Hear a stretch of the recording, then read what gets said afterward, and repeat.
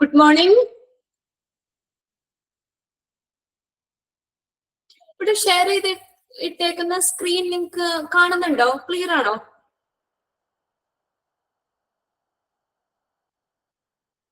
Share ചെയ്തിട്ടേക്കുന്ന screen okay അല്ലേ? Okay.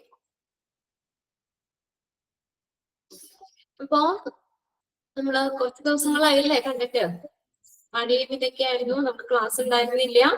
അത് ഓർക്കുന്നുണ്ടോ? നമ്മൾ ആ കഴിഞ്ഞ ക്ലാസ്സിൽ നമ്മൾ റേഡിയോളജി ആണ് ജസ്റ്റ് കുറച്ച് ഭാഗം നമ്മളൊന്ന് സ്റ്റാർട്ട് ചെയ്തായിരുന്നു അല്ലെ? ഓർക്കുന്നില്ലേ റേഡിയോളജി സർവീസ്? ഓക്കെ, നമ്മൾ different types of imaging technologies ആണ് നമ്മൾ പറഞ്ഞത്. റേഡിയോളജിയിൽ ഉപയോഗിക്കുന്ന ഇമേജിംഗ് ടെക്നോളജീസ്, അതിൽ എക്സ്റേ പറഞ്ഞു, നെക്സ്റ്റ് അൾട്രാസൗണ്ട് പറഞ്ഞു, third one CT scan, next ആണ് MRI scan, magnetic resonance imaging ഈ സ്കാനിങ്. അപ്പോൾ ഇങ്ങനെയുള്ള 4 ടൈപ്സ് ഓഫ് ഇമേജിംഗ് ടെക്നോളജീസ് പറഞ്ഞു. നെക്സ്റ്റ് നമ്മൾ പറഞ്ഞത് ക്ലാസിഫിക്കേഷൻ ഓഫ് റേഡിയോളജിക്കൽ വർക്കാണ്. Radiological work can be classified into, radiology can be classified into 3 different areas. Diagnostic radiology, next interventional radiology, radiation oncology. നമ്മൾ കഴിഞ്ഞ ക്ലാസ്സിൽ പറഞ്ഞു നിർത്തിയതായിരുന്നു അല്ലേ?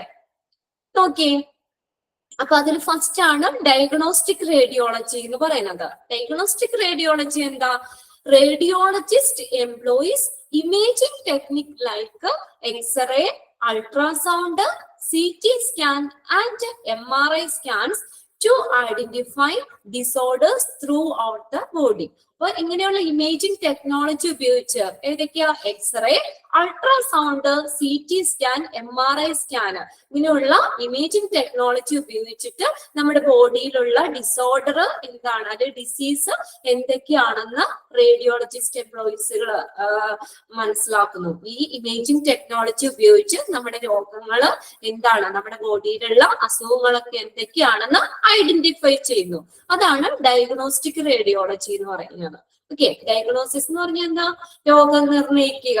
ഇങ്ങനെയുള്ള ഇമേജിംഗ് ടെക്നോളജി ഉപയോഗിച്ചിട്ട് നമ്മുടെ ബോഡിയിലെ ഡിസീസ് ഏതാണ് അല്ലെങ്കിൽ ഡിസോർഡർ ഏതാണെന്നൊക്കെ അവര് കണ്ടുപിടിക്കുന്നു, ഐഡന്റിഫൈ ചെയ്യുന്നു.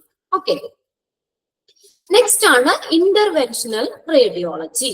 Interventional radiology, radiology that focus on the using minimally invasive interventional technique. ബ്രാക്കറ്റിൽ കൊടുത്തിട്ടുണ്ട് നോൺ സർജിക്കൽ ട്രീറ്റ്മെന്റ്. അപ്പൊ എന്തിനാണ് ഇത് ഈ ഇന്റർവെൻഷണൽ റേഡിയോളജി ഫോക്കസ് ചെയ്യുന്നത്? ഇന്റർവെൻഷണൽ റേഡിയോളജി എന്ന് പറഞ്ഞാൽ അവിടെ രോഗം എന്താണെന്ന് ഐഡന്റിഫൈ ചെയ്യുക മാത്രമല്ല, അതിന്റെ ഒപ്പം ട്രീറ്റ്മെന്റും കൂടി പ്രൊവൈഡ് ചെയ്യുന്നു. ഇതാണ് ഇന്റർവെൻഷണൽ റേഡിയോളജി എന്ന് ഉദ്ദേശിക്കുന്നത്. അപ്പൊ ഡിസീസ് എന്താണെന്ന് ഡയഗ്നോസ് ചെയ്യുന്നതിനോടൊപ്പം തന്നെ എന്ത് ചെയ്യുന്നു? ട്രീറ്റ്മെന്റും കൂടി കൊടുക്കുന്നു. അവിടെ എങ്ങനെയാന്ന് നോക്കിയാൽ that focus on the using minimally invasive. Invasive എന്ന് വെച്ചാൽ ആക്രമണാത്മകമായിട്ടുള്ളത്. അപ്പൊ മിനിമലി ഇൻവാസീവ് എന്ന് വെച്ചാൽ എന്താ? ആക്രമണാത്മകം ആയിട്ട് ആക്രമണാത്മക സ്വഭാവം കുറവുള്ളത്, അല്ലെങ്കിൽ അതായത് എന്താ പറഞ്ഞേക്കുന്നത്? No surgical treatment. സർജറി ഒന്നും വേണ്ട, കോംപ്ലിക്കേഷൻസ് ഒന്നുമില്ല. മിനിമലി ഇൻവാസീവ് ഇന്റർവെൻഷണൽ ടെക്നിക്കുകൾ, അതായത് നോൺ സർജിക്കൽ ട്രീറ്റ്മെന്റ്സ് ഉപയോഗിച്ചിട്ട് എന്ത് ചെയ്യുന്നു? To diagnose and treat the patient. അവിടെ ഡയഗ്നോസ് ചെയ്യുന്നു, ഡിസീസ് എന്താണെന്ന് ഡയഗ്നോസ് ചെയ്യുന്നു, അതിനോടൊപ്പം തന്നെ എന്ത് ചെയ്യുന്നു? പേഷ്യൻസിന് ട്രീറ്റ്മെന്റ് നടത്തുന്നു, അതിനുള്ള ഡിസീസിനുള്ള എന്ത് ചെയ്യുന്നു? ചികിത്സയും നൽകുന്നു. അതാണ് ഇന്റർവെൻഷണൽ റേഡിയോളജി എന്ന് പറയുന്നത്. ആ ഡിഫറൻസ് നിങ്ങൾക്ക് മനസ്സിലായില്ലേ? ഡയഗ്നോസ്റ്റിക് റേഡിയോളജിയിൽ എന്താ? ഈ ഇമേജിംഗ് ടെക്നിക്കുകൾ ഉപയോഗിച്ചിട്ട് നമ്മുടെ ബോഡിയിലുള്ള ഡിസീസ് എന്താണെന്ന് ഡയഗ്നോസ് ചെയ്യുന്നു, അത് ഐഡന്റിഫൈ ചെയ്യുന്നു. ഓക്കെ, ഇനി ഇന്റർവെൻഷണൽ റേഡിയോളജിയിൽ എന്താ? Non surgical treatment, minimally invasive interventional ടെക്നിക്കുകൾ ഉപയോഗിച്ചുകൊണ്ട് ഡിസീസ് ഡയഗ്നോസ് ചെയ്യുന്നു, അതിനോടൊപ്പം തന്നെ എന്ത് ചെയ്യുന്നു? ട്രീറ്റ്മെന്റും കൊടുക്കുന്നു. To diagnose and treat patient. ആ ഡിഫറൻസ് മനസ്സിലാക്കണം കേട്ടോ. To diagnose and treat patient. This includes, അപ്പൊ ഇന്റർവെൻഷണൽ റേഡിയോളജിയിൽ വരുന്നതാണ് 4 പോയിന്റ്സ് ആയിട്ട് തന്നിട്ടുണ്ട്. This includes ഏതൊക്കെയാ? Imaging and treatment of blood vessel, that is angiography. Okay, imaging and treatment of blood vessel, angiography. Next, biopsy procedure, biopsy. Next, മൂന്നാമത്തെ cardiac catheterization. Next, fourth one, angioplasty. Bracket le kodutittunde balloon dilation of blood vessels. Appo idu naalum interventional radiology il include ചെയ്തേക്കുന്നതാണ്. അപ്പൊ ഇവിടെ എക്സാമിൽ ചോദിക്കാം, which of the following is included in interventional radiology? ഏതൊക്കെ വരുന്നേ? Imaging and treatment of blood vessel, that is angiography. Next, biopsy. Third one, cardiac catheterization, angioplasty. Okay, detail നോക്കാം. First ആണ് angiography എന്ന് പറയുന്നത്. Angiography or arteriography എന്ന് പറയാം. Angiography അല്ലെങ്കിൽ arteriography. ARTERIO, arteriography or angiography എന്ന് വെച്ചാൽ എന്താ? Is a medical procedure, medical imaging technique used to visualize the inside of the body, blood vessels and note തരാട്ടോ, and organ of the body. ഇപ്പൊ എന്താണ് ഇത്? ശരിക്കും ഒരു ഡയഗ്നോസ്റ്റിക് ടെസ്റ്റ് ആണ് ആൻജിയോഗ്രഫി എന്ന് പറയുന്നത്. ഇപ്പൊ നമുക്ക് വല്ല ബ്ലോക്ക് ഒക്കെ ഉണ്ടെങ്കിൽ, ബ്ലഡ് വെസൽസിലൊക്കെ ബ്ലോക്ക് ഉണ്ടെങ്കിൽ എന്താണ് നമുക്ക് ഇത് ബ്ലോക്ക്, ഏതൊക്കെ ബ്ലഡ് വെസൽസിനാണ് ബ്ലോക്ക് ഉള്ളത് എന്നൊക്കെ കണ്ടുപിടിക്കാൻ വേണ്ടിയിട്ട് ഉപയോഗിക്കുന്ന ഒരു ഡയഗ്നോസ്റ്റിക് പ്രൊസീജിയർ ആണ് ആൻജിയോഗ്രഫി. അത് മനസ്സിലാക്കി വെക്കുക. ആൻജിയോഗ്രഫി എന്ന് പറഞ്ഞാൽ ഈ ബ്ലോക്ക് ഒക്കെ ഒരു ഡയഗ്നോസ്റ്റിക് പ്രൊസീജിയർ ആണ്. നമുക്ക് എന്താണ് കാരണം, എന്താണ് ബ്ലോക്ക് ഉണ്ടോ, അല്ലെങ്കിൽ ബ്ലോക്ക് ആണ് എവിടേക്കാണ് ബ്ലോക്ക്, ഏതൊക്കെ ബ്ലഡ് വെസൽസിലാണ് ബ്ലോക്ക് ഉള്ളത് എന്നൊക്കെ കണ്ടുപിടിക്കാൻ വേണ്ടി ഉപയോഗിക്കുന്ന ഒരു ഡയഗ്നോസ്റ്റിക് പ്രൊസീജിയർ. സിമ്പിൾ ആയിട്ട് പറയാം, ഡയഗ്നോസ്റ്റിക് പ്രൊസീജിയർ ആണ് ആൻജിയോഗ്രഫി എന്ന് പറയുന്നത്. ഇനി ഈ ആൻജിയോഗ്രഫിന്നും ആൻജിയോഗ്രാം എന്ന് കേട്ടിട്ടില്ലേ? ഇത് രണ്ടും സെയിം തന്നെയാണ് കേട്ടോ. ആൻജിയോഗ്രഫിയും ആൻജിയോഗ്രാമും സെയിം തന്നെയാണ്. അതായത് ചില ഹോസ്പിറ്റൽസിൽ കൊറോണറി ആൻജിയോഗ്രഫി എന്ന് പറയും, ചില ഹോസ്പിറ്റൽസിൽ കൊറോണറി ആൻജിയോഗ്രാം എന്നും പറയും. ഓക്കെ, അത് രണ്ടും സെയിം ആണ്. ആൻജിയോഗ്രഫിയും ആൻജിയോഗ്രാം എന്ന് പറയുന്നത് രണ്ടും ഡയഗ്നോസ്റ്റിക് പ്രൊസീജിയർ ആണ്. ഓക്കെ, അതിന്റെ ഞാൻ നോട്ട് തരാം. ആൻജിയോഗ്രഫി സിമ്പിൾ ആയിട്ടൊന്ന് എഴുതിയാ മതി കേട്ടോ.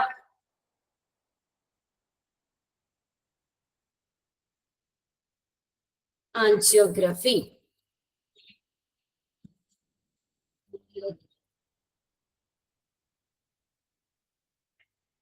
Okay, here we go. Angiography. Angiography is a medical imaging technique. Medical imaging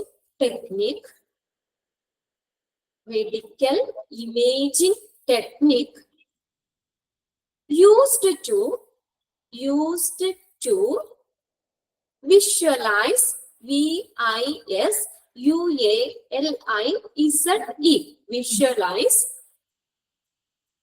visualize the inside of blood vessels,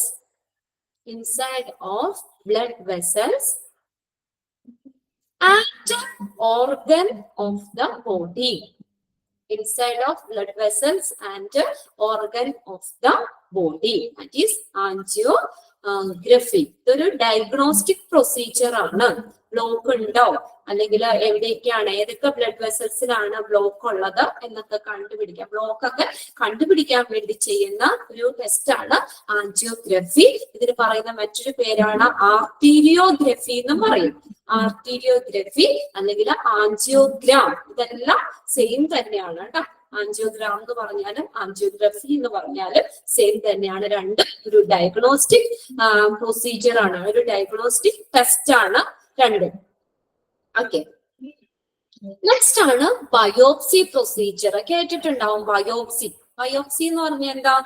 നമ്മുടെ ഒരു ബോഡിയിലുള്ള ഒരു ചെറിയ പീസ്, ഒരു ടിഷ്യൂ എടുത്തിട്ട് നമ്മൾ ഒബ്സർവേഷൻ ചെയ്യാനായിട്ട് നമ്മുടെ ടെസ്റ്റിന് വേണ്ടി അയക്കും. എന്തെങ്കിലും ബോഡിയിൽ ഒരു ചെറിയ പീസ് എടുത്തിട്ട് എന്നിട്ട് നമ്മൾ അതിന്റെ റിസൾട്ട് വരുമ്പോഴാണ് നമുക്ക് എന്താണ് രോഗം. പ്രധാനമായിട്ട് ക്യാൻസർ എന്നൊക്കെ ഒരാളെ മെസ്സേജ് ചെയ്തു, ശരിയാണ്, ക്യാൻസർ ട്രീറ്റ്മെന്റ് ക്യാൻസർ ആണോ എന്നൊക്കെ ടെസ്റ്റ് ചെയ്യാൻ ബയോപ്സിക്ക് അയക്കും. നമ്മുടെ ഒരു ചെറിയൊരു ടിഷ്യൂ എടുത്തിട്ട് ബയോപ്സിക്ക് അയക്കും. അപ്പൊ അതിന്റെ റിസൾട്ട് വരുമ്പോഴാണ് നമ്മൾ എന്താണ് എന്നൊക്കെ ക്യാൻസർ തന്നെയാണോ എന്നൊക്കെ ഉറപ്പിക്കുന്നത്. ഇത് ബയോപ്സി പ്രൊസീജിയർ. ഇത് ഇന്റർവെൻഷണൽ റേഡിയോളജിയിൽ വരുന്നതാണ് ബയോപ്സി. ഓക്കെ, അതിനെ എഴുതണോ? ബയോപ്സി അറിയാലോ, നമ്മുടെ ബോഡിയിലുള്ള ഒരു പീസ് ഓഫ് ടിഷ്യൂ എടുത്തിട്ട് എക്സാമിൻ ചെയ്യാനായിരിക്കും. എക്സാമിൻ ചെയ്യുന്നു, എന്നിട്ട് നമ്മൾ എന്ത് വേണ്ടിയിട്ടാണ് വേണോ ഒരു ചെറിയൊരു sentence എഴുതിക്കൊള്ളണം. Biopsy. Small piece of tissue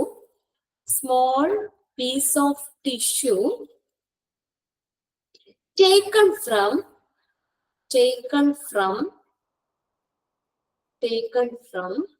living person is examined under the microscope. Examine under the microscope to find out type of disease.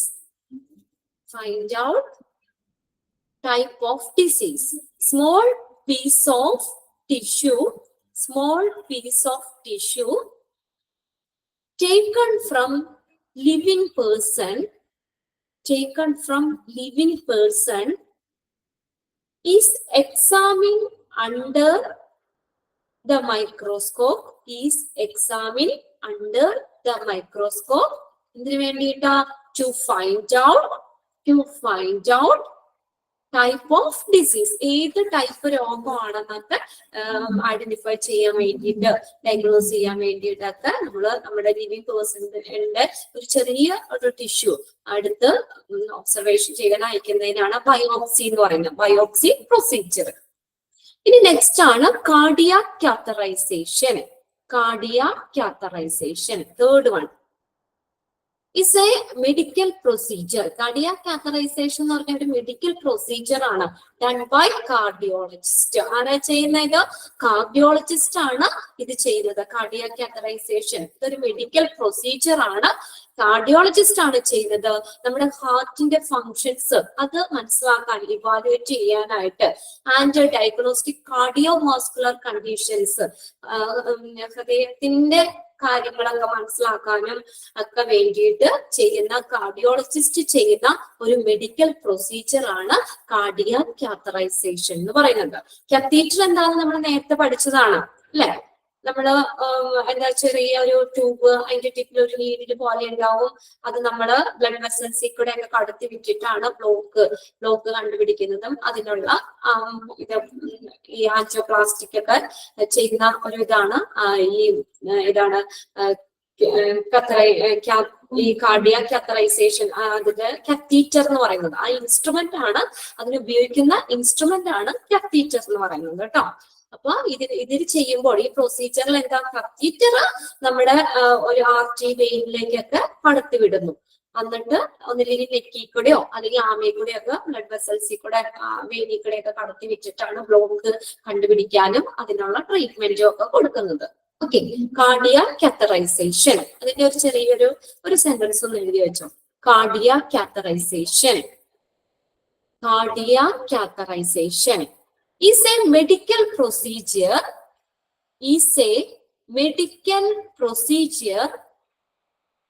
done by cardiologist. ചെയ്യുന്നത് കാർഡിയോളജിസ്റ്റ് ആണ്. is a medical procedure done by cardiologist. CARDIOLOGIST. cardiologist. എന്തിനു വേണ്ടിയിട്ടാ?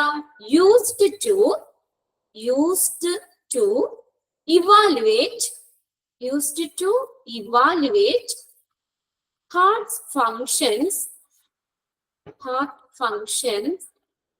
and to diagnose and to diagnose cardiovascular conditions and to diagnose cardiovascular conditions. ഹൃദയത്തിന്റെ കാര്യങ്ങള്, പ്രവർത്തനങ്ങള്, normal functioning, ഇതൊക്കെ കണ്ടുപിടിക്കാൻ വേണ്ടിയിട്ട് ഉപയോഗിക്കുന്ന ഒരു മെഡിക്കൽ പ്രൊസീജിയർ ആണ് കാർഡിയാക് കാത്തറൈസേഷൻ എന്ന് പറയുന്നത്. കാർഡിയോളജിസ്റ്റ് ആണ് ചെയ്യുന്നത്. ഇത് ചെയ്യാൻ വേണ്ടി ഉപയോഗിക്കുന്ന ഇൻസ്ട്രുമെന്റ് ആണ് കാത്തീറ്റർ. Okay, catheter. ഇനി നെക്സ്റ്റ് ആണ് ആൻജിയോപ്ലാസ്റ്റി എന്ന് പറയുന്നത്. ബ്രാക്കറ്റിൽ നോക്കിയേ, balloon dilation of blood vessels, angioplasty. Angioplasty എന്ന് പറഞ്ഞ ട്രീറ്റ്മെന്റ് ആണ്.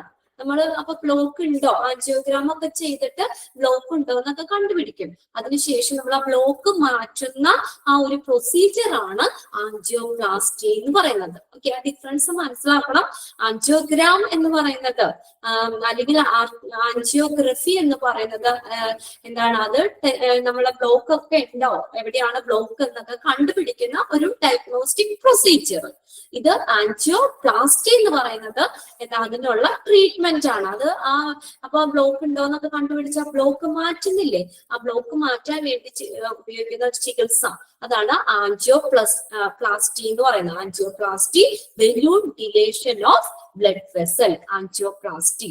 അവിടെ ഒരു സെന്റൻസ് എഴുതിക്കോട്ടോ, angioplasty.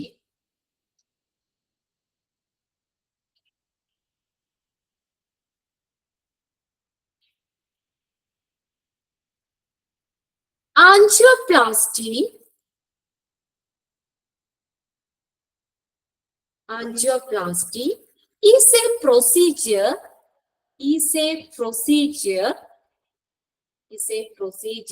used to open blocked,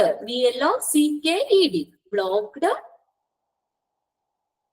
coronary arteries, CORONARY, coronary arteries caused by coronary,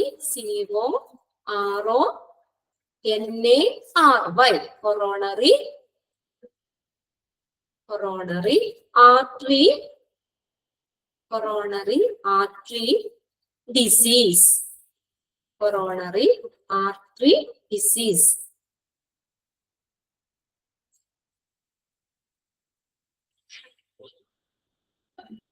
Okay. അപ്പൊ നമ്മൾ എഴുതിയത് ആൻജിയോപ്ലാസ്റ്റി ആണ്. Is a procedure used to open blocked coronary arteries caused by coronary artery disease. Arteries എന്ന് പറഞ്ഞാൽ എന്താ, മലയാളം ഏതാ, ധമനികള്. Arteries എന്ന് പറഞ്ഞാൽ ധമനികള്.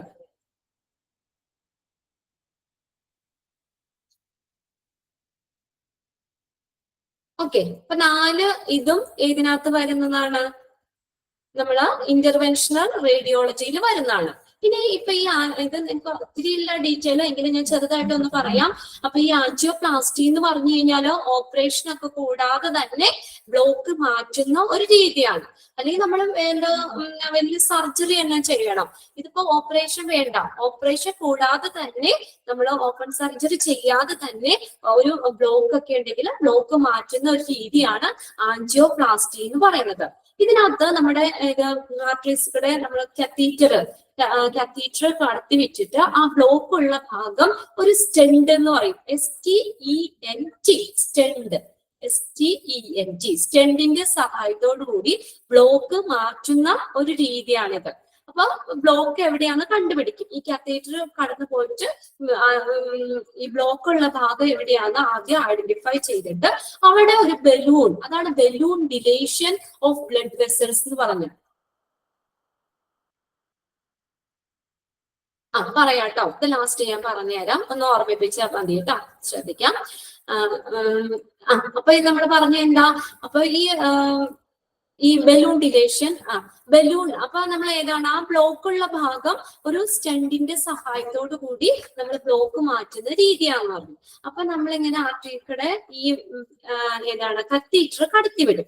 കത്തീറ്റർ കടത്തിവിട്ടിട്ട് അത് പോയി ഏതാണ് ബ്ലോക്ക്, ഏത് വെസലിലാണ് ബ്ലോക്ക് ഉള്ളതെന്ന് കണ്ടുപിടിക്കും. എന്നിട്ട് അവിടെ എന്താ ഒരു ബലൂൺ ഡിലേഷൻ എന്ന് പറയുമ്പോൾ ഒരു ബലൂൺ വെച്ച് അവിടെ എന്ത് ചെയ്യുന്നു, ആ കുഴല് ആ ബ്ലഡ് വെസല് വികസിപ്പിക്കും. ഓക്കെ, ബലൂൺ വെച്ച് ഇങ്ങനെ വികസിപ്പിക്കും. എന്നിട്ട് അവിടെ സ്റ്റെൻഡ് എന്ന് പറഞ്ഞ ഒരു മെറ്റലാണ്, അത് സ്പ്രിംഗ് പോലെ ഇരിക്കുന്നതാണ്. വളരെ നേരത്തെ ഒരു മെറ്റലാണ് സ്റ്റെൻഡ് എന്ന് പറഞ്ഞ STENT. അപ്പൊ ബലൂൺ വെച്ച് ആ ബ്ലഡ് വെസല് ഒന്ന് പതുക്കെ വീർപ്പിച്ചിട്ട് അവിടെ ഈ സ്റ്റെൻഡ് വെക്കും. സ്റ്റെൻഡ് അവിടെ കൊണ്ടുവന്ന് വെക്കും. അതൊരു മെറ്റലാണ്, ഇങ്ങനെ ഈ സ്പ്രിംഗ് പോലെ ഇരിക്കുന്ന. അപ്പൊ ആ കുഴല് പിന്നെ ചെറുതാവൂല്ലോ, ആ നാരോയായിട്ട് ഇടുങ്ങിപ്പോയ അല്ലെങ്കിൽ ബ്ലോക്ക് വന്ന അതിന്റെ ഗ്യാപ്പ് കുറയുന്നതല്ലേ ബ്ലോക്ക് എന്ന് പറയുന്നത്. അപ്പൊ ചെറിയ തോതിലെ അധികം ആ ഒരു സ്ഥലത്തേക്കുള്ള ബ്ലഡ് പാസ് ചെയ്യുള്ളൂ. അവിടെ എന്തെങ്കിലും ഇതൊക്കെ വന്നിട്ട് ആ കുഴല് അടഞ്ഞു പോയിട്ടുണ്ടാവും, ചെറിയ രീതിയിലേ ബ്ലഡ് ഒക്കെ പോകുന്നുണ്ടാവുള്ളൂ. അപ്പൊ അങ്ങനെയുള്ള ആ ഭാഗം ഓക്കെ. അപ്പൊ എന്താ കത്തീറ്റർ ആൻജിയോപ്ലാസ്റ്റി മെസ്സേജ് വരുമ്പോഴാണ് ഇടയ്ക്ക് എന്റെ ആ ഇതിലേക്ക് മാറുന്നത്. ഒന്നുകൂടി പറഞ്ഞിട്ടുണ്ട്. അപ്പൊ ആൻജിയോപ്ലാസ്റ്റി എന്ന് പറഞ്ഞ എന്താ, ഓപ്പറേഷൻ ഇല്ലാതെ ബ്ലോക്ക് മാറ്റുന്ന ഒരു രീതിയാണ്. ഓപ്പറേഷൻ വേണ്ട, ഓപ്പൺ സർജറി അവിടെ ചെയ്യേണ്ട, ഓപ്പറേഷൻ കൂടാതെ ഒരു ബ്ലോക്ക് മാറ്റുന്ന രീതി. അപ്പൊ അതിനെന്താ ചെയ്യുന്നേ, നമ്മൾ ആദ്യം തന്നെ ഈ കത്തീറ്റർ ആ ബ്ലഡ് വെസലിലേക്കൂടെ കടത്തിവിടും. എന്നിട്ട് ബ്ലോക്ക് ആ കത്തീറ്റർ പോകുമ്പോൾ അറിയാം നമ്മൾ ആ ബ്ലോക്ക് ഉള്ള ഭാഗം എവിടെയാണെന്ന് മനസ്സിലാക്കും. എന്നിട്ട് ആ ബ്ലോക്ക് ഉള്ള ഭാഗത്ത്, ബ്ലോക്ക് എന്ന് പറഞ്ഞാൽ ആ കുഴല് ചെറുതാവല്ലേ, ബ്ലഡ് വെസല് ആ കുഴല് രക്തക്കുഴലും തിങ്ങി അതിന്റെ ഡയമീറ്റർ ഇത് കുറയുന്നതിനാണ് ബ്ലോക്ക് എന്ന് പറയുന്നത്. ബ്ലഡ് കറക്റ്റ് ആയിട്ട് അതിൽ കൂടെ പോകില്ല എല്ലാ ഭാഗം. ആ ഭാഗം കണ്ടുപിടിച്ചിട്ട് അവിടെ ഒരു ബലൂൺ വെച്ച് ആ ഒരു ഭാഗം വികസിപ്പിക്കും. അപ്പൊ അവിടുത്തെ ഇതൊക്കെ മാറ്റി ആ ഒരു ഇങ്ങനെ പതുങ്ങി നാരോയായി പോയിട്ടുള്ള ബ്ലഡ് വെസല് ആ ഭാഗം എന്ത് ബലൂൺ വെച്ച് ഇങ്ങനെ വികസിപ്പിക്കും. എന്നിട്ട് അത് പഴയ പോലെ ആവാതിരിക്കാൻ വേണ്ടിയിട്ട് അവിടെ ഒരു സ്പ്രിംഗ് പോലെ ഇരിക്കുന്ന ഒരു മെറ്റലാണ്, അത്ര മനസ്സിലാക്കിയാൽ മതി. അതിനാണ് സ്റ്റെൻഡ് എന്ന് പറയുന്നത്, STENT. ആ സ്റ്റെൻഡ് എന്ത് ചെയ്യുന്നു, അവിടെ കൊണ്ടുവന്ന് വെക്കും. അവിടെ കൊണ്ടുവന്ന് വെച്ച് കഴിഞ്ഞാൽ പിന്നെ അത് ചുരുങ്ങി പോകുമല്ലോ. അങ്ങനെ അത് എന്ന് വെച്ചാൽ വളരെ സേഫ് ആയിട്ടുള്ള മെറ്റലാണ് കേട്ടോ. വളരെ നേരത്തതും വളരെ സേഫായി സുരക്ഷിതമായിട്ടുള്ള മെറ്റൽ കൊണ്ടാണ് ഈ സ്റ്റെൻഡ് ഉണ്ടാക്കുന്നത്. അപ്പൊ അങ്ങ് ബ്ലോക്ക് ബ്ലഡ് വെസലിന്റെ ബ്ലോക്ക് സ്റ്റെൻഡിന്റെ സഹായത്തോടു കൂടി പൂർണ്ണമായും നീക്കം ചെയ്യുന്നത് ആ ഒരു പ്രൊസീജിയർ ആണ് ആൻജിയോപ്ലാസ്റ്റി എന്ന് പറയുന്നത്. അപ്പൊ നിങ്ങൾ ഇത്രയും മനസ്സിലാക്കി വെക്കുക. ആൻജിയോഗ്രഫി എന്ന് പറഞ്ഞാൽ എന്താ, അതൊരു ഡയഗ്നോസ്റ്റിക് ടെസ്റ്റ് ആണ്. ബ്ലോക്ക് എവിടെയാണ് ബ്ലോക്ക് എന്നൊക്കെ കണ്ടുപിടിക്കാൻ വേണ്ടി ചെയ്യുന്ന ഒരു ഡയഗ്നോസ്റ്റിക് ടെസ്റ്റ് ആണ് ആൻജിയോഗ്രഫി അല്ലെങ്കിൽ ആൻജിയോഗ്രാം, ആർട്ടീരിയോഗ്രഫി എന്നൊക്കെ പറയുന്നത്. ഇനി രണ്ടാമത്തെ നമ്മൾ ആൻജിയോപ്ലാസ്റ്റി, അതെന്താ, അതിന്റെ ട്രീറ്റ്മെന്റ് ആണ്. അപ്പൊ ബ്ലോക്ക് കണ്ടുപിടിച്ചിട്ട് ആ ബ്ലോക്ക് മാറ്റുന്ന ഒരു ചികിത്സയാണ് ആൻജിയോപ്ലാസ്റ്റി എന്ന് പറയുന്നത്. ഓക്കെ, ക്ലിയർ അല്ലേ? ഇത്രയും കാര്യങ്ങളൊന്നും നിങ്ങളൊന്ന് മനസ്സിലാക്കി വെക്കാം.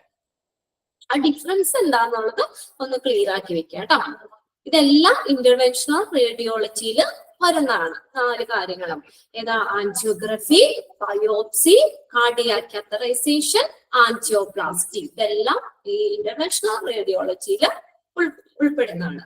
ഇനി നെക്സ്റ്റ് ആണ് റേഡിയേഷൻ ഓങ്കോളജി. ഓങ്കോളജി എന്ന് പറഞ്ഞാൽ എന്താ, നമ്മൾ നേരത്തെ പറഞ്ഞല്ലോ, സ്റ്റഡി ഓഫ് ക്യാൻസർ. ക്യാൻസറിനെ കുറിച്ചുള്ള പഠനമാണ് ഓങ്കോളജി എന്ന് പറയുന്നത്. അപ്പൊ ഈ റേഡിയേഷൻ, ക്യാൻസർ ട്രീറ്റ്മെന്റിലും റേഡിയേഷൻസ് ഉപയോഗിക്കാറുണ്ട്. നമ്മൾ കണ്ടിട്ടില്ലേ, റേഡിയേഷൻ വെച്ച് ആ ക്യാൻസർ കോശങ്ങളെ എന്ത് ചെയ്യുന്നു, കരിച്ചു കളയുന്നു. അപ്പൊ ക്യാൻസർ ട്രീറ്റ്മെന്റിലും റേഡിയേഷൻ തെറാപ്പി ചെയ്യുന്നുണ്ട്. Radiation oncology is used for performing radiation based therapy on cancer patients. High energy radiation, മെഗാവോൾട്ടിലുള്ള എക്സ്റേസ് ആണ് ഇവിടെ ഉപയോഗിക്കുന്നത്. മെഗാവോൾട്ടിലുള്ള എക്സ്റേസ് ആണ് ഈ റേഡിയേഷൻ ചികിത്സയ്ക്ക് വേണ്ടി ഉപയോഗിക്കുന്നത്. High energy radiation utilised in the treatment destroy the cancer cell. അപ്പൊ ക്യാൻസർ ഉണ്ടാകുന്ന ഈ റേഡിയേഷൻ ചെയ്തിട്ട് എന്ത് ചെയ്യുന്നു, ഈ ആ ക്യാൻസർ ഉണ്ടാക്കുന്ന ആ കോശങ്ങളെ എന്ത് ചെയ്യുന്നു, നശിപ്പിക്കുന്നു. And prevent them from proliferating. Proliferating എന്ന് പറഞ്ഞ വ്യാപനം, സ്പ്രെഡ് ചെയ്യുന്നത്. ഓക്കെ, അപ്പൊ അല്ലെങ്കിൽ എന്ത് ചെയ്യുന്നു, അത് അടുത്ത കോശങ്ങളിലേക്ക് ആ ക്യാൻസർ ബാധിക്കുന്നത്, അതിന്റെ വ്യാപനത്തെ തടയുകയും ചെയ്യുന്നു. ഒന്നില്ലെങ്കിൽ ആ സെല്ലിനെ പൂർണ്ണമായിട്ട് നശിപ്പിക്കുന്നു, അല്ലെങ്കിൽ തൊട്ടടുത്തുള്ള കോശങ്ങളിലേക്കൊക്കെ ആ ക്യാൻസർ ബാധിക്കുന്നത് അതിനെ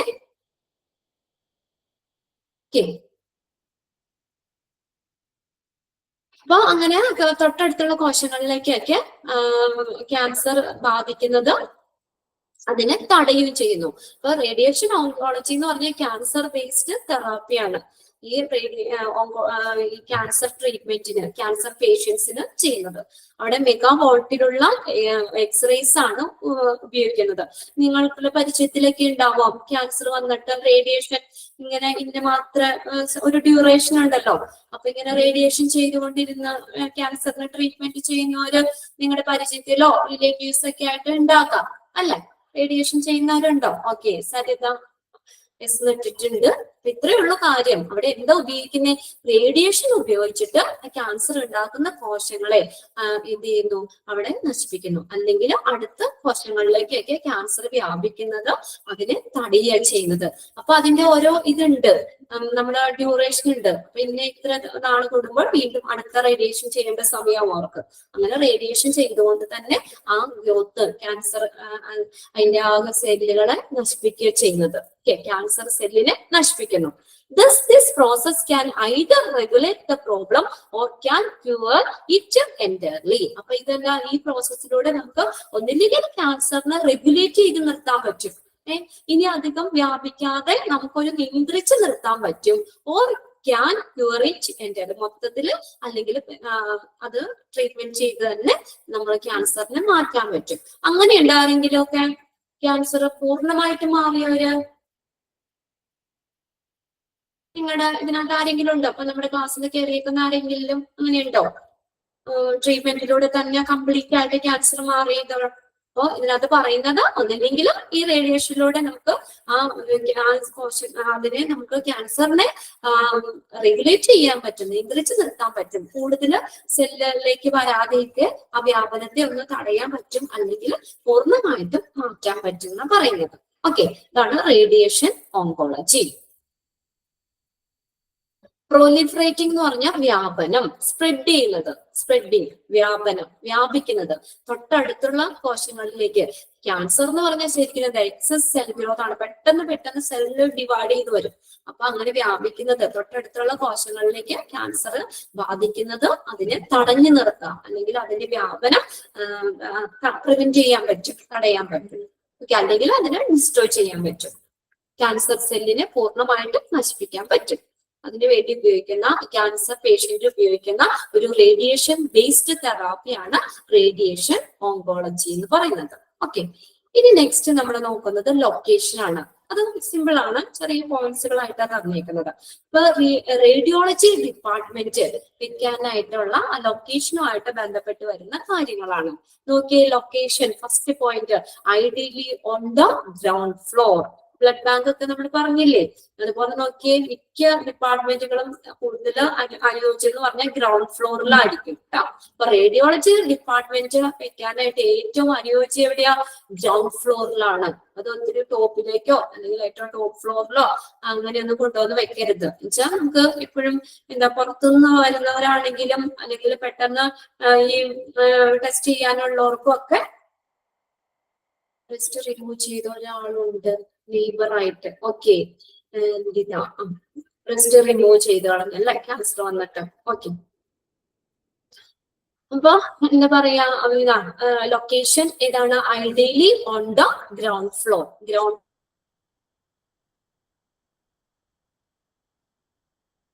ഏറ്റവും അഭികാമ്യം എന്ന് പറഞ്ഞത് ഗ്രൗണ്ട് ഫ്ലോർ ആണ്. Okay, second point, the ground floor is the optimal location for sophisticated. Sophisticated എന്ന് പറഞ്ഞാൽ സങ്കീർണമായ.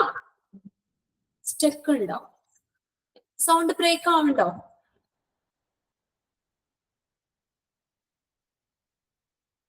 സ്റ്റെക്ക് ആവുന്നുണ്ട്, ബ്രേക്ക് ആവുന്നുണ്ട് സൗണ്ട്. ഓക്കെ, ചിലപ്പോ നെറ്റിന്റെ വല്ല പ്രശ്നമായിരിക്കും കേട്ടോ, റേഞ്ചിന്റെ വല്ല പ്രശ്നം എന്തെങ്കിലും ആയിരിക്കും. നോക്കാം. സെക്കൻഡ് പോയിന്റ് നോക്കിയേ. The ground floor is the optimal location for sophisticated എന്ന് പറയാ സങ്കീർണമായ sophisticated equipments like CT and MRI scanners. കണ്ടോ, ഈ CT MRI സ്കാനേഴ്സ് എന്ന് പറഞ്ഞു കഴിഞ്ഞാൽ വളരെ വിലപിടിപ്പുള്ളതാണ്. അതുപോലെ തന്നെ എന്താണ്, വളരെ നല്ല വെയിറ്റ് ഉള്ള ഹെവി മെഷീൻസുകളൊക്കെയാണ് അതൊക്കെ. അപ്പൊ അതൊക്കെ വെക്കാനായിട്ട് ഏറ്റവും അഭികാമ്യം എന്ന് പറയുന്നത് ഗ്രൗണ്ട് ഫ്ലോർ തന്നെയാണ്. അതുകൊണ്ടാണ് ഗ്രൗണ്ട് ഫ്ലോർ റേഡിയോളജി ഡിപ്പാർട്ട്മെന്റിന് ഏറ്റവും അഭികാമ്യം എന്ന് പറയുന്നത്. Ground floor is the optimal location for sophisticated equipments like CT and MRI scanners. Third പോയിന്റില് the department not only cares for walking പേഷ്യൻസിന് മാത്രമല്ല, but also emergency patient who may be unable to walk or who require rapid scanning to make a diagnosis. അപ്പൊ walking പേഷ്യൻസിന് മാത്രമല്ല ഈ department ഇത് കൊടുക്കുന്നത്, സർവീസുകൾ കൊടുക്കുന്നത്, but also emergency patients who may be unable to walk, നടക്കാൻ പറ്റാത്ത എമർജൻസി ആയിട്ടുള്ള പേഷ്യൻസിന്, അതുപോലെ തന്നെ പെട്ടെന്ന് ഈ ഡിസീസ് ഒക്കെ ഡയഗ്നോസ് ചെയ്യാൻ വേണ്ടിയിട്ട് പെട്ടെന്ന് സ്കാനിങ് ആവശ്യമായിട്ട് വരുന്ന പേഷ്യൻസ് ഉണ്ടല്ലോ. അപ്പൊ വേഗം പോയി സ്കാൻ ചെയ്തിട്ട് വാ എന്ന് പറഞ്ഞ് അങ്ങനെ പറയുന്നുണ്ടല്ലോ. അപ്പൊ സ്കാനിങ് വേഗം ചെയ്ത് കഴിഞ്ഞ് അതിന്റെ റിസൾട്ട് കിട്ടിയാലാണ് നമുക്ക് ആ ഡിസീസ് എന്താണെന്ന് ഡയഗ്നോസ് ചെയ്യാനും പെട്ടെന്ന് ട്രീറ്റ്മെന്റ് കൊടുക്കാനും പറ്റുള്ളൂ. അപ്പൊ അങ്ങനെ ഇമ്മീഡിയറ്റ് ആയിട്ട് നമുക്ക് നടക്കാൻ പറ്റാത്ത പേഷ്യൻസിനും അതുപോലെ പെട്ടെന്ന് രോഗനിർണയം നടത്തുന്നതിന് വേണ്ടിയിട്ട് പെട്ടെന്ന് സ്കാനിങ് ആവശ്യമുള്ള പേഷ്യൻസിനും ഒക്കെ ഈ ഡിപ്പാർട്ട്മെന്റ് കെയർ കൊടുക്കുന്നുണ്ട്. Okay, not only cares for walking patients but also emergency patient who may be unable to walk or who require rapid scanning to make a diagnosis. വേണ്ടിയിട്ട്, രോഗനിർണയത്തിന് വേണ്ടിയിട്ട് പെട്ടെന്ന് സ്കാനിങ് ആവശ്യമുള്ള പേഷ്യൻസിനും നടക്കാൻ പറ്റാത്ത പേഷ്യൻസ്, എമർജൻസി ആയിട്ടുള്ള പേഷ്യൻസിനും കൂടി ഈ ഡിപ്പാർട്ട്മെന്റ് കെയർ കൊടുക്കുന്നുണ്ട്. ഇനി fourth point, should be easily reachable to OPD patients. OPD എന്താ? What is OPD? Patient department. OPD പേഷ്യൻസിനും ഇൻപേഷ്യൻസിനും എമർജൻസി ഡിപ്പാർട്ട്മെന്റ് ഇപ്പൊ ഇങ്ങനെയുള്ളവർക്കൊക്കെ പെട്ടെന്ന് എത്തിച്ചേരാവുന്ന ഒരു രീതിയിലായിരിക്കണം radiology department. It should be easily reachable to, പെട്ടെന്ന് ഈസി ആയിട്ട് പെട്ടെന്ന് എത്തണം. OPയിലുള്ള പേഷ്യൻസിന് പെട്ടെന്ന് നമുക്ക് ഇത് സ്കാനിങ് വരികയാണെങ്കിൽ വേഗത്തിൽ എത്താൻ പറ്റുന്ന, അതുപോലെ ഇൻപേഷ്യൻസ് എമർജൻസി ഡിപ്പാർട്ട്മെന്റിൽ നിന്നൊക്കെ പെട്ടെന്ന് എത്തിച്ചേരാൻ പറ്റുന്ന ഒരു സ്ഥലത്തായിരിക്കണം. Next, it should not be put between other departments. ഇതെന്താ? മറ്റുള്ള ഡിപ്പാർട്ട്മെന്റ്സിന്റെ ഇടയിൽ വെക്കരുത്. ഓക്കെ, ഇതൊരു സെപ്പറേറ്റ് ചെയ്ത് തന്നെ നിർത്തുക. മറ്റുള്ള ഡിപ്പാർട്ട്മെന്റ്സിന്റെ ഇടയിൽ കൊണ്ടുവന്ന് ഈ ഏതാണ് നമ്മുടെ റേഡിയോളജി ഡിപ്പാർട്ട്മെന്റ് വെക്കരുത്. Okay, it should not be put between other departments. മറ്റുള്ള ഡിപ്പാർട്ട്മെന്റ്സിന്റെ ഇടയിൽ വെക്കരുത്. Next, it should have some room for expansion at a later date. അതിന്റെ ഒരു റീസൺ എന്താ പറയുന്നത്, നമുക്ക് ഇനി പിന്നീട് കുറച്ചും കൂടി ആ ഡിപ്പാർട്ട്മെന്റ് എക്സ്പാൻഡ് ചെയ്യണമെങ്കിൽ നമുക്ക് അതിനും കൂടി ഉള്ള ഒരു സ്ഥലം നമ്മൾ കണ്ടെത്തണം. രണ്ട് ഡിപ്പാർട്ട്മെന്റിന്റെ ഇടയിൽ കൊണ്ടുവച്ചാൽ പിന്നെ അവിടെ എക്സ്പാൻഡ് ചെയ്യാൻ വേറെ സ്ഥലമില്ലല്ലോ. അപ്പൊ അതുകൊണ്ട് എന്താ പറഞ്ഞേക്കുന്നത്, കുറച്ച് റൂമുകളും കൂടി നമ്മൾ കുറച്ച് എക്യുപ്മെന്റ്സുകൾ വേണം. അതിൽ കുറച്ചും കൂടി മെഷീൻസുകള് സ്കാനേഴ്സ് ഒക്കെ കൊണ്ടുവരണം. അപ്പൊ അതും കൂടി വെക്കാനുള്ള ഒരു സ്പേസ് ഒക്കെ ഇനി പിന്നീട് ഇപ്പൊ ഹോസ്പിറ്റലിന്റെ ഡെവലപ്മെന്റിന് അനുസരിച്ച് ഇതിപ്പോ റേഡിയോളജി കുറച്ചും കൂടി എക്സ്പാൻഡ് ചെയ്യണമെന്നുണ്ടെങ്കിൽ ആ ഒരു പിന്നീട് എക്സ്പാൻഷൻ ചെയ്യാനുള്ള ആ ഒരു സ്ഥലം കൂടി നമ്മൾ കണ്ടിട്ട് വേണം ആ റേഡിയോളജി ഡിപ്പാർട്ട്മെന്റ് വെക്കാൻ. അപ്പൊ ആദ്യമായിട്ട് നമ്മൾ ആ റേഡിയോളജി ഡിപ്പാർട്ട്മെന്റ് വെക്കുമ്പോൾ എക്സ്പാൻഷനുള്ള ആ ഒരു സ്ഥലവും കൂടി നമ്മൾ മുന്നിട്ട് കണ്ടു വേണം ചെയ്യാൻ. Okay, it should have some room for expansion at a later date. പിന്നീടുള്ള തീയതികളിൽ എക്സ്പാൻഡ് ചെയ്യണമെങ്കിൽ അതിനുള്ള എക്സ്പാൻഡ് ചെയ്തെടുക്കണമെങ്കിൽ അതിനും കൂടി ഉള്ള ഒരു ഇത് നമ്മൾ കണ്ടെത്തണം. ഓക്കെ, Next ആണ് flexibility, expandability and upgradability require to be taken into account while setting the department. Flexibility, flexible ആയിരിക്കണം അത്. അതുപോലെ തന്നെ expandability നമ്മൾ പറഞ്ഞിട്ട് എക്സ്പാൻഡ് ചെയ്യാൻ പറ്റുന്നതായിരിക്കണം. upgradability, upgrade ചെയ്യുന്നത്. ഇതെല്ലാം നമ്മൾ ഡിപ്പാർട്ട്മെന്റിൽ ഇരിക്കുമ്പോൾ കണക്കിലെടുക്കേണ്ടതുണ്ട്. അപ്പൊ ഡിപ്പാർട്ട്മെന്റ് വെക്കുമ്പോൾ നമ്മൾ എന്താ ഫ്ലെക്സിബിലിറ്റി, എക്സ്പാൻഡബിലിറ്റി, അപ്ഗ്രേഡബിലിറ്റി ഒക്കെ നമ്മൾ കണക്കിലെടുക്കേണ്ടതുണ്ട് എന്നാ പറയുന്നത്. ഓക്കെ, അപ്ഗ്രേഡ് ചെയ്യുക എന്ന് വെച്ചാൽ എന്താ, ഉയർത്താൻ വേണ്ടിയിട്ട് അല്ലെങ്കിൽ പുതുക്കുന്നതിന് വേണ്ടിയിട്ട് ഇങ്ങനെയുള്ള കാര്യങ്ങളും കൂടി നമ്മൾ അത് എന്താ പറയാ നമ്മൾ പരിഗണിക്കണം. Required to taken into account while setting the department. ഡിപ്പാർട്ട്മെന്റിൽ ഇരിക്കുമ്പോൾ ഫ്ലെക്സിബിലിറ്റി, എക്സ്പാൻഡബിലിറ്റി, അപ്ഗ്രേഡബിലിറ്റി എന്നിവ കണക്കിലെടുക്കേണ്ടത് ഉണ്ട്. ഓക്കെ, ഇത്രയും കാര്യങ്ങളാണ് ലൊക്കേഷനുമായിട്ട് ബന്ധപ്പെട്ട് വരുന്ന പോയിന്റ്സ്. ഒന്ന് വേഗം പറയാം. ഫസ്റ്റ് ഫ്ലോറിലായിരിക്കണം എന്ന് പറഞ്ഞു. പിന്നെ ഫസ്റ്റ് ഫ്ലോർ എന്ന് പറയുന്നത് ഇങ്ങനെയുള്ള CT, MRI സ്കാനേഴ്സ് പോലുള്ള എക്യുപ്മെന്റ്സ്, സങ്കീർണമായിട്ടുള്ള എക്യുപ്മെന്റ്സ് വെക്കാൻ ഏറ്റവും അഭികാമ്യം ഗ്രൗണ്ട് ഫ്ലോർ തന്നെയാണ്. ഇനി പിന്നെ ഡിപ്പാർട്ട്മെന്റ് വോക്കിൻ പേഷ്യൻസിന് മാത്രമല്ല, നടക്കാൻ പറ്റാത്ത എമർജൻസി പേഷ്യൻസിനും പെട്ടെന്ന് ഡിസീസ് ഡയഗ്നോസ് ചെയ്യുന്നതിന് സ്കാനിങ് ആവശ്യമായിട്ടുള്ള പേഷ്യൻസിനും കൂടി കെയർ കൊടുക്കുന്നുണ്ട്. പിന്നെ അതുപോലെ തന്നെ OPD patients, inpatient, emergency department എന്നിവയിൽ നിന്നൊക്കെ വേഗം എത്തിച്ചേരാൻ പറ്റുന്ന രീതിയിലായിരിക്കണം. പിന്നെ അടുത്തത് പറഞ്ഞേക്കുന്ന മറ്റുള്ള ഡിപ്പാർട്ട്മെന്റിന്റെ ഇടയിൽ വയ്ക്കരുത്.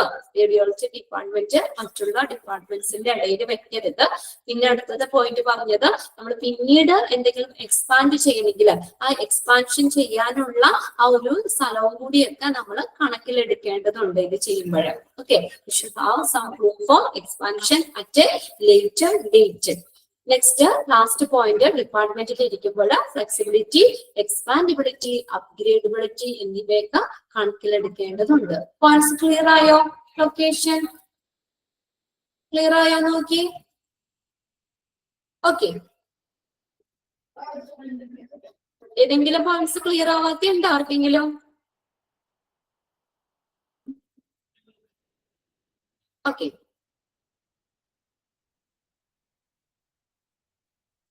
ഓക്കെ, നെക്സ്റ്റ് വരുന്നത് physical facilities and space necessities. ഇനി എന്തൊക്കെ ഫെസിലിറ്റീസ് വേണം ഈ റേഡിയോളജിയുടെ ഡിപ്പാർട്ട്മെന്റിൽ എന്നുള്ളതാ പറഞ്ഞത്. ഫസ്റ്റ് നോക്കിയേ, reception control and registration area. നമ്മൾ പെട്ടെന്ന് നമ്മൾ നേരെ പോയി ഡിപ്പാർട്ട്മെന്റിൽ ചെല്ലുമ്പോൾ തന്നെ, റേഡിയോളജി ഡിപ്പാർട്ട്മെന്റിൽ ചെന്ന് നേരെ സ്കാനിങ് റൂമിലേക്കൊക്കെയാണോ കയറുന്നത്? സ്കാൻ ചെയ്യുന്ന അല്ലെങ്കിൽ എക്സ്റേ റൂമിലേക്കാണോ? ആദ്യം നമ്മൾ എന്ത് ചെയ്യും? ചെന്നിട്ട് രജിസ്റ്റർ ചെയ്യും അല്ലെ? രജിസ്ട്രേഷൻ അല്ലെങ്കിൽ ഒരു റിസപ്ഷൻ ഏരിയ ഉണ്ട്. അവിടെ നമ്മുടെ പേര്, വയസ്സ്, എന്താണ് ടെസ്റ്റ് എന്നുള്ള കാര്യമൊക്കെ പറഞ്ഞിട്ട് നമ്മൾക്ക് ഒരു ടോക്കൺ തരും അവര്. അപ്പൊ നമ്മൾ വന്നതിന്റെ ഓർഡർ അനുസരിച്ച് നമ്മൾക്ക് ഒരു നമ്പർ തരും. എന്നിട്ട് നമ്മളോട് അവിടെ വെയിറ്റ് ചെയ്യാൻ പറയും. എന്നിട്ട് ഓർഡർ അനുസരിച്ചിട്ടാണ് അവര് നമുക്ക് പേര് വിളിച്ചിട്ടാണ് ഓരോരുത്തരെ 1 by 1 ആയിട്ട് ഈ സ്കാനിങ്ങിലേക്കൊക്കെ ആ റൂമിലേക്ക് അയക്കുന്നത്. അങ്ങനെയല്ലേ? അപ്പൊ അത് ചെയ്യാൻ അപ്പൊ നമ്മൾ ഫസ്റ്റ് അതിന്റെ ഫിസിക്കൽ ഫെസിലിറ്റിയിൽ വരുന്നതാണ് അത് റിസപ്ഷൻ അല്ലെങ്കിൽ രജിസ്ട്രേഷൻ ഏരിയ. രജിസ്റ്റർ ചെയ്യാൻ വേണ്ടിയുള്ള reception control and registration area. Okay, പിന്നെ അത് ഫിസിക്കൽ ഫെസിലിറ്റീസിൽ വരുന്ന ഏതൊക്കെയാന്ന് ചോദിക്കാട്ടോ. Reception control and registration area. Second, patients waiting room. ഇനി നമ്മൾ എല്ലാവരും അപ്പൊ തന്നെ സ്കാൻ ചെയ്ത് വിടുമല്ലോ. അപ്പൊ നമ്മൾ വെയിറ്റ് ചെയ്യേണ്ടി വരും അല്ലെ? പേഷ്യൻസിന് കുറച്ചു നേരം വെയിറ്റ് ചെയ്യേണ്ടി വരും. അപ്പൊ അവർക്ക് വെയിറ്റ് ചെയ്യാൻ വേണ്ടിയിട്ടുള്ള വെയിറ്റിംഗ് റൂം വേണം. Okay, patients waiting room. Second ആണ് ഫെസിലിറ്റിയുടെ പേഷ്യന്റ് വെയിറ്റിംഗ് റൂം. ഫസ്റ്റ് നമ്മൾ പറഞ്ഞു reception control and registration area. Second, patients waiting room. Next ആണ് secretary or clerks area for collecting, separating reports. അപ്പൊ ഈ റിപ്പോർട്ട്സുകൾ കളക്ട് ചെയ്യാൻ, ശേഖരിക്കുന്നതിനും അതിനെ സെപ്പറേറ്റ് ചെയ്യാനൊക്കെ വേണ്ടിയിട്ട്, സോർട്ട് ചെയ്യാനൊക്കെ ആയിട്ട് സെക്രട്ടറി അല്ലെങ്കിൽ ക്ലർക്ക് ഏരിയകൾ വേണം. സെക്രട്ടറി ഓർ ക്ലർക്ക് ഏരിയ എന്തിനു വേണ്ടിയാ? For collecting, separating reports. Next വരുന്നതാണ് റേഡിയോളജിസ്റ്റ് ഓഫീസ്. റേഡിയോളജിസ്റ്റിന്റെ ഓഫീസ്, റേഡിയോളജിസ്റ്റിന് ഒരു ഓഫീസ് വേണം. Radiologist office handily located close by the x-ray room. X-ray റൂമിനോട് ചേർന്നിട്ട് ആ റേഡിയോളജിസ്റ്റിന് ഒരു ഓഫീസ്, റേഡിയോളജിസ്റ്റ് ഓഫീസ് വേണം. Should have a provision for viewing and charting films. അതെന്തിനു വേണ്ടി? അവരുടെ പ്രൊഫഷന്റെ ഭാഗമായിട്ട് ആ ഫിലിംസുകൾ വ്യൂ ചെയ്യാനും ചാർട്ട് ചെയ്യാനും അത് കാണിക്കാനും ഒക്കെ വേണ്ടിയിട്ട് ഒരു റേഡിയോളജിസ്റ്റ് ഓഫീസ് വേണം.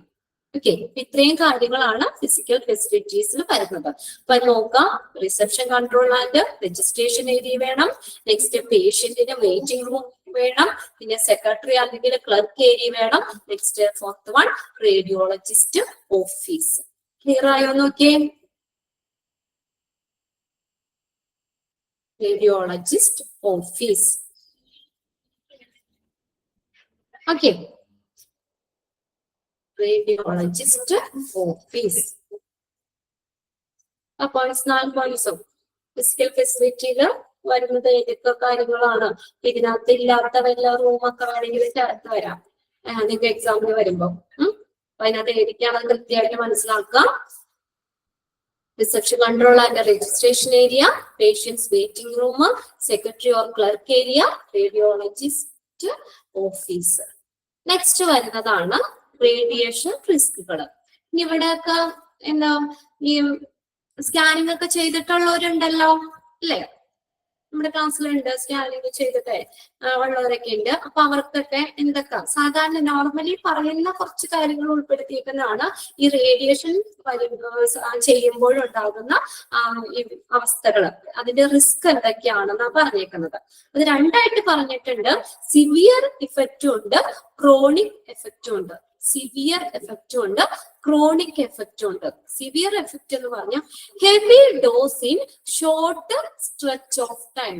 അപ്പൊ ഒരു ചെറിയ സമയത്തിനുള്ളിൽ അല്ലെങ്കിൽ കുറഞ്ഞ സമയത്തിനുള്ളിൽ വലിയ ഡോസ് കൊടുക്കുകയാണെങ്കിൽ, heavy dose in short stretch of time, കുറഞ്ഞ സമയത്തിനുള്ളിൽ വലിയ ഡോസ് കൊടുക്കുമ്പോൾ അവർക്ക് എന്തൊക്കെ പ്രശ്നങ്ങളാണ് ഉണ്ടാകുന്നത്? എഫക്റ്റുകൾ പ്രശ്നങ്ങളാണ്, അത് എന്തൊക്കെ റിസ്കുകളാണ് ഉണ്ടാകുന്നതെന്ന് നോക്കാം. സെറിബ്രൽ, അതിനെ നമ്മൾ സെറിബ്രൽ എന്ന് പറഞ്ഞു, മസ്തിഷ്കവുമായിട്ട് ബന്ധപ്പെട്ട് വരുന്നത്, ഗ്യാസ്ട്രിക് വയറുമായിട്ട് ബന്ധപ്പെട്ട് വരുന്ന പ്രശ്നങ്ങള്, ബ്ലഡിൽ ഉണ്ടാകുന്ന പ്രശ്നങ്ങള്. ഓക്കെ, അങ്ങനെ മൂന്നായിട്ട് പറഞ്ഞിട്ടുണ്ട്. Heavy dose in short stretch of time. First cerebral. Cerebral എന്ന് പറഞ്ഞു കഴിഞ്ഞാൽ മസ്തിഷ്കവുമായിട്ട് ബന്ധപ്പെട്ട് എന്തൊക്കെയാണ്? അതിനകത്ത് കൺവൽഷൻസ്. ഫസ്റ്റ് ആണ് കൺവൽഷൻസ്. മലയാളം എഴുതി വെച്ചോട്ടോ, അറിയില്ലാത്ത. വിറയല്, ഷിവറിങ് വരും. ഇതപ്പോ നമ്മള് സ്കാനിങ് ഒക്കെ ചെയ്യുമ്പോൾ, പ്രത്യേകിച്ച് MRI ഒക്കെ ചെയ്യുമ്പോൾ പേഷ്യൻസിന് ഒരു ഷിവറിങ് വരാം, വിറയല് വരാം, പേടി കൊണ്ടും ഒക്കെ ആയിട്ട് നമുക്കൊരു ഷിവറിങ് വരാം. ഷിവറിങ് ആണ് കൺവൽഷൻസ് എന്ന് പറയുന്നത്. വിറയൽ, വിറയൽ, വിറയൽ. Okay, convulsions. Next obscuring of vision. Obscuring, obscuring എന്ന് വെച്ചാൽ മറയ്ക്കുക. വിഷൻ, കാഴ്ച മറയ്ക്കുന്നു. ഇങ്ങനെ കണ്ണ് ശരിക്കും കണ്ണിലൊക്കെ ഒരു മങ്ങി പോലെ തോന്നും നമുക്ക് ഇതൊക്കെ ചെയ്ത് കഴിയുമ്പോൾ, റേഡിയേഷൻ ചെയ്ത് കഴിയുമ്പോൾ വരുന്ന ഒരു കാര്യങ്ങളാട്ടോ പറഞ്ഞേക്കുന്നത്.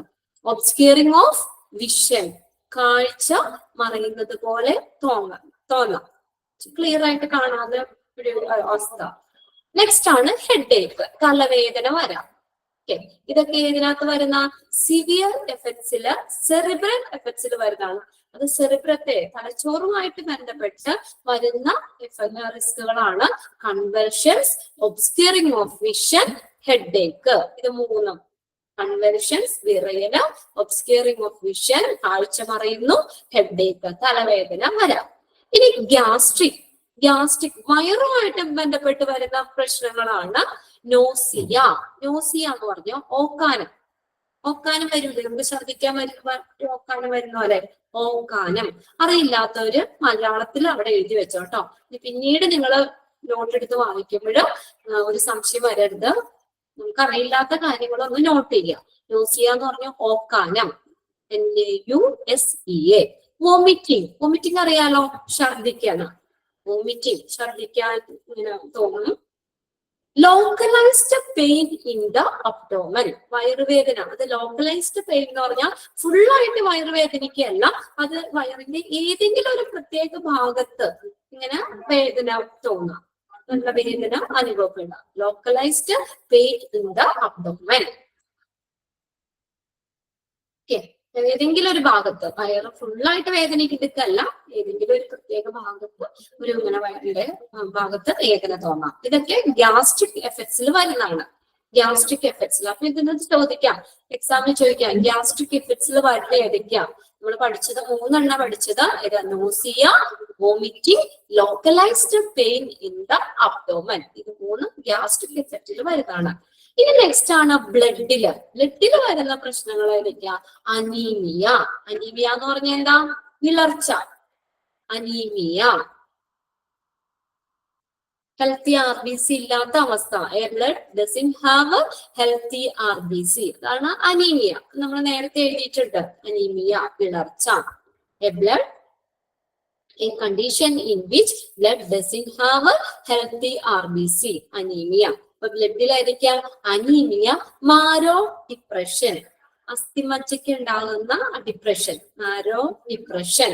മജ്ജ, മാരോ എന്ന് പറഞ്ഞാൽ മജ്ജ, മാരോ ഡിപ്രഷൻ. ഇത് രണ്ടും ബ്ലഡിൽ വരുന്നതാണ് കേട്ടോ. അനീമിയ, മാരോ ഡിപ്രഷൻ, ഇത് രണ്ടും ഈ ബ്ലഡിൽ വരുന്നതാണ്. ഓക്കെ, സിവിയർ എഫക്റ്റിൽ തന്നെ ബ്ലഡിൽ വരുന്നതാണ് അനീമിയ, മാരോ ഡിപ്രഷൻ. വേറെ ഡീറ്റെയിൽ ഒന്നും പഠിക്കില്ല. ഇതിന്റെ പേരുകള് സെറിബ്രൽ എഫക്ട്സിൽ വരുന്നത് ഏതാണ്, ഗ്യാസ്ട്രിക് എഫക്ട്സിൽ വരുന്നത് ഏതാണ്, ബ്ലഡുമായിട്ട് റിലേറ്റ് ചെയ്ത് വരുന്ന ഏതൊക്കെയാണെന്ന് നോക്കാം. ഇനി നെക്സ്റ്റ് ആണ് ക്രോണിക് ഇഫക്റ്റ്. ക്രോണിക് ഇഫക്റ്റ് എന്ന് പറഞ്ഞാൽ എന്താ? ബോഡിങ് to constant continuous short exposure. ചെറിയതായിരിക്കും, പക്ഷെ നിരന്തരമായിട്ട് തുടർച്ചയായിട്ടുള്ള ഷോർട്ട് എക്സ്പ്ലോഷർ കാരണം ഉണ്ടാകുന്ന പ്രശ്നങ്ങൾ. അപ്പോ നമ്മള് ഇടയ്ക്കിടയ്ക്ക് ഇങ്ങനെ നമ്മൾ ചെയ്യുമ്പോൾ, റേഡിയേഷൻ ചെയ്യുമ്പോൾ ഉണ്ടാകുന്ന പ്രശ്നമാണ് boding to constant continuous short exposure. നമ്മൾ ഇടയ്ക്കിടയ്ക്കൊക്കെ ഇങ്ങനെ ഡ്യൂറേഷൻ ഇട്ട് ചെയ്യുമല്ലോ, അത് കൊടുക്കുന്ന ചെറിയൊരു എക്സ്പ്ലോഷർ ആയിരിക്കും. വലിയ ഡോസ് ഒന്നും അല്ല, ഹെവി ഡോസ് ഒന്നല്ല, ചെറിയൊരു ഡോസ് ആയിരിക്കും, ചെറിയൊരു കോഴ്സ് ആയിരിക്കും കൊടുക്കുന്നത്. Boding to constant continuous short exposure കാരണം വരുന്ന സ്കിന്നിന് വരുന്ന പ്രശ്നങ്ങളാണ് ഹെയർ ലോസ്. ഹെയർ ലോസ്, മുടി കൊഴിയുന്നു. ഈ ക്യാൻസറിനൊക്കെ റേഡിയേഷൻ ചെയ്തവർക്കിടെയൊക്കെ മുടിയൊക്കെ കൊഴിഞ്ഞു പോയിരിക്കുന്ന കണ്ടിട്ടില്ലേ? ഇതാ റേഡിയേഷന്റെ ഇതാണ്. ഇടയ്ക്കിടയ്ക്ക് ഇങ്ങനെ റേഡിയേഷൻ ചെയ്യുന്നത് മൂലം ഉണ്ടാകുന്ന പ്രശ്നമാണ് അല്ലെ, സ്കിന്നുമായിട്ട് ബന്ധപ്പെട്ട് വരുന്നത് എന്ന് പറഞ്ഞാൽ ഹെയർ ലോസ്. അവരുടെ തലമുടിയൊക്കെ ഫുള്ള് പോയിരും. അത് റേഡിയേഷൻ ഒരു എഫക്റ്റ് ആണ്. റേഡിയേഷൻ ഇങ്ങനെ ചെയ്യുന്നത് മൂലം ഉണ്ടാകുന്ന ഒരു പ്രശ്നമാണ് ഹെയർ ലോസ്. മുടി കൊഴിയും. പിന്നെ ബ്രിട്ടിൽ നെയിൽ. ബ്രിട്ടിൽ എന്ന് വെച്ചാൽ എന്നാ? പൊട്ടിപ്പോകാം. ഈ നഖങ്ങളൊക്കെ ഇല്ലേ, നഖങ്ങളൊക്കെ ഇങ്ങനെ പൊട്ടിപ്പോകാൻ ചാൻസ് ഉണ്ട്, പൊട്ടുക. ഇതൊക്കെ സ്കിന്നിൽ വരുന്ന hair loss, brittle nails. Hair loss, brittle nails. ഇനി ബ്ലഡിൽ വരുന്നതാണ് അനീമിയ, ലുക്കീമിയ. ഓക്കെ, ബ്ലഡിൽ അനീമിയ ഇതിലും വരുന്നുണ്ട് കേട്ടോ. അനീമിയ. അനീമിയ എന്ന് പറഞ്ഞാൽ എന്താ? വിളർച്ച. A condition in which blood doesn't have healthy RBC. അതാണ് അനീമിയ. ലുക്കീമിയ എന്താ? What is leukaemia? Okay, very good. Blood cancer. Blood cancer ആണ് ലുക്കീമിയ എന്ന് പറയുന്നത്. ഇതൊക്കെ ക്രോണിക് എഫക്റ്റിൽ വരുന്നതാണ്. ഓക്കെ, ഇനി നെക്സ്റ്റ് വരുന്നത്, അപ്പൊ അനീമിയയും ലുക്കീമിയയും ബ്ലഡിൽ വരുന്നതാണ്. ഇനി അടുത്തതാണ് ഐ, കണ്ണിന് വരുന്ന പ്രശ്നം. കണ്ണിനാണ് കാറ്ററാക്ട്. കാറ്ററാക്ട് എന്ന് പറഞ്ഞാൽ എന്താ? തിമിരം എന്ന് പറയും. പ്രായമായി കഴിയുമ്പോഴത്തേക്കും കണ്ണിൽ ഇങ്ങനെ ഒരു പാട് പോലെ വന്ന് കാഴ്ച കുറയുന്നത് ഇതിനാണ്. കുറഞ്ഞ് പൂർണ്ണമായിട്ടും കാഴ്ച മറയാം. ഇപ്പൊ അതിനുള്ള ട്രീറ്റ്മെന്റ് ഒക്കെ ഉണ്ട് കേട്ടോ. തിമിരത്തിന് ഓപ്പറേഷൻ ഒക്കെ ചെയ്ത് സിമ്പിൾ ആയിട്ട് തിമിരമൊക്കെ മാറ്റാം നമുക്ക്. കാറ്ററാക്ട്, തിമിരം എഴുതി വെച്ചോ. കാറ്ററാക്ട്, തിമിരം. കയ്യിൽ വരുന്നതാണ് കാറ്ററാക്ട്. ഇനി അതേഴ്സ്, മറ്റുള്ള പ്രശ്നങ്ങൾ എന്ന് പറഞ്ഞു കഴിഞ്ഞാൽ സ്റ്റെറിലിറ്റി. സ്റ്റെറിലിറ്റി എന്ന് വെച്ചാൽ വന്ധ്യത. ഫെർട്ടിലിറ്റി, നടക്കാതെ ഇൻഫെർട്ടിലിറ്റി ആണ് വന്ധ്യത. കുട്ടികളൊക്കെ ഉണ്ടാവാത്തൊരവസ്ഥയില് ഫെർട്ടിലിറ്റി, ഇൻഫെർട്ടിലിറ്റി. സ്റ്റെറിലിറ്റി എന്ന് പറഞ്ഞാൽ വന്ധ്യത. വന്ധ്യത. ഒബീസിറ്റി. ഒബീസിറ്റി എന്ന് പറഞ്ഞാൽ എന്താ? അമിതവണ്ണം. പെട്ടെന്ന് വണ്ണം വെക്കും. ഇപ്പൊ മെലിഞ്ഞിരിക്കുന്ന ആൾക്കാരാണെങ്കിലും പെട്ടെന്ന് വണ്ണം വെക്കാൻ ചാൻസ് ഉണ്ട്. ഒബീസിറ്റി. ഒബീസിറ്റി. നെക്സ്റ്റ് ആണ് ക്യാൻസർ. ക്യാൻസർ ഇതെല്ലാം മറ്റുള്ള പ്രശ്നങ്ങളാണ്. Sterility, obesity, cancer. Okay. Radiation റിസ്കുകൾ വരെ നമ്മൾ പറഞ്ഞത്. സിവിയർ എഫക്റ്റും പറഞ്ഞു, ക്രോണിക് എഫക്റ്റും പറഞ്ഞു. സിവിയർ എഫക്റ്റില് സെറിബ്രലുമായിട്ട് ബന്ധപ്പെട്ട് വരുന്നുണ്ട്, ഗ്യാസ്ട്രിക്കുമായിട്ട് ബന്ധപ്പെട്ട് വരുന്നുണ്ട്, ബ്ലഡിൽ ഉണ്ടാകുന്ന പ്രശ്നങ്ങൾ.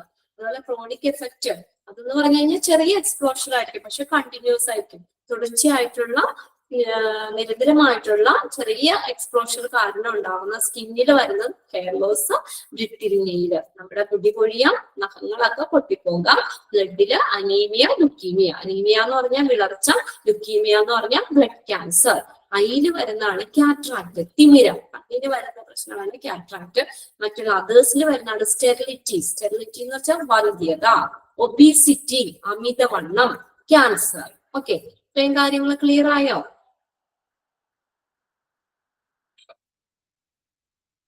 ഓക്കെ.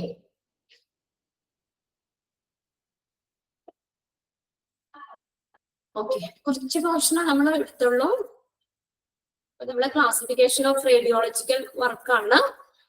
ചന്ദന, ഏതൊക്കെയായിരുന്നു 3 ടൈപ്പ് ഓഫ് റേഡിയോളജി? ഏതൊക്കെയാ പറഞ്ഞു നമ്മള്? 3 ഡിഫറെന്റ് ഏരിയാസ് ഏതാ റേഡിയോളജിയിലെ?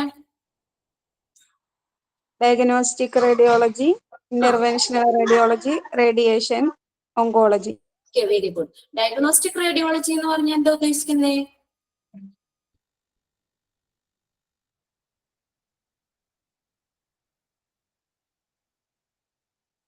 എന്താണ് ഒരു ഡയഗ്നോസ്റ്റിക് റേഡിയോളജി എന്ന് പറഞ്ഞാൽ എന്താ?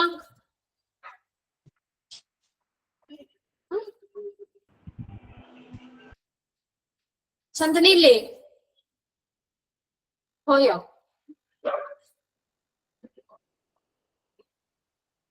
Okay, Saritha.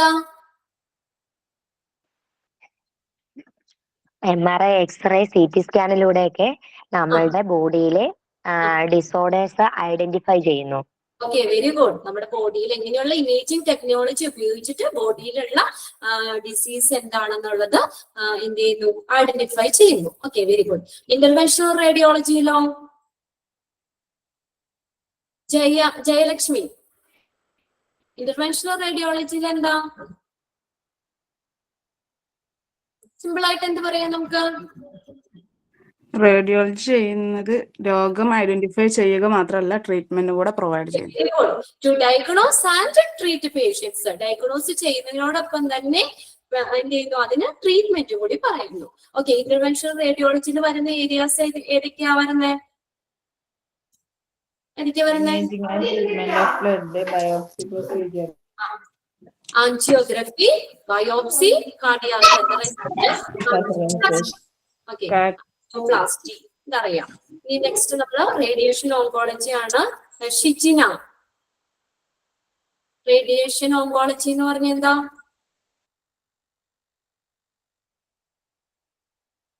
Radiation oncology.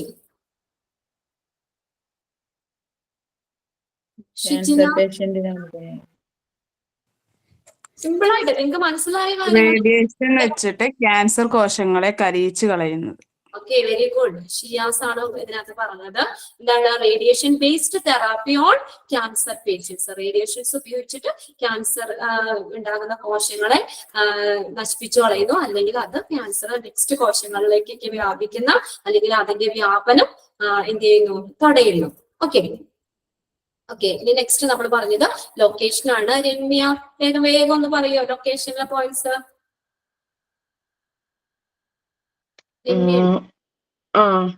Ideally on the ground floor. The ground floor is optimal location of. മനസ്സിലാവുന്ന രീതിയിൽ പറഞ്ഞാൽ മതി കേട്ടോ. സെന്റൻസ് അതുപോലെ തന്നെ പറയണമെന്നില്ല. നിങ്ങൾക്ക് എന്താ മനസ്സിലായ? ഗ്രൗണ്ട് ഫ്ലോറിലായിരിക്കണം. Ground floor ലായിരിക്കണം. The ground floor is a optimal location for sophisticated equipments like CT, MRI scans. ഇതൊക്കെ ഈ ഗ്രൗണ്ട് ഫ്ലോറിലായിരിക്കണം. ഗ്രൗണ്ട് ഫ്ലോർ സങ്കീർണമായ എക്യുപ്മെന്റ്സ് സ്ഥാപിക്കാനുള്ള സ്ഥലം ഉണ്ടായിരിക്കണം. സങ്കീർണമായ സൗകര്യങ്ങളൊക്കെ ഉണ്ടായിരിക്കണം. അടുത്തത് department not only care for walk in patients but also emergency patient who may be unable to walk or who require repeated scanning to make a diagnosis. നടക്കാൻ പറ്റുന്ന രോഗികൾക്ക് പെട്ടെന്ന് എമർജൻസി വരുന്നവർക്കും ഒക്കെ ട്രീറ്റ്മെന്റ് ചെയ്യാനുള്ള സൗകര്യങ്ങൾ ഉണ്ടായിരിക്കണം. അതുപോലുള്ള ലൊക്കേഷനിലായിരിക്കും. ഗ്രൗണ്ട് ഫ്ലോറിലായതുകൊണ്ട് പെട്ടെന്ന് ഇതെല്ലാം ചെയ്യാൻ പറ്റും. അടുത്ത should be easily reachable to OPD patients, inpatient, emergency department. OPD പേഷ്യൻസിനും IPD പേഷ്യൻസിനും ഒക്കെ പെട്ടെന്ന് ട്രീറ്റ്മെന്റ് കൊടുക്കാൻ ഉള്ള സൗകര്യം ഉണ്ടായിരിക്കണം. OPD patients, patient, emergency department ഇതിൽ നിന്നൊക്കെ വേഗം എത്തിച്ചേരാൻ പറ്റുന്ന സ്ഥലത്തായിരിക്കും. വേഗം നമുക്ക് OP എന്നൊക്കെ ആണെങ്കിൽ വേഗം അങ്ങോട്ടേക്ക് എത്തിച്ചേരാൻ പറ്റുന്ന സ്ഥലമായിരിക്കണം.